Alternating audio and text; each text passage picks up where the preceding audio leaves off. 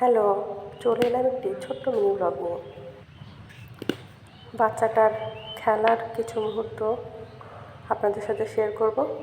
অনেক দিন থেকে বলছিল যে ক্রিকেট শিখবে, অবশেষে অ্যাডমিশন করিয়ে দিয়েছে, প্র্যাকটিস করছে। আজ ভাবলাম ওর একটা ব্লগ বানাই। তো যেমন ভাবা তেমন কাজ, ক্যামেরা অন করে শুরু করে দিলাম ব্লগ বানানো। দেখুন, টুকটুক করে কিন্তু ধীরে ধীরে শিখছে।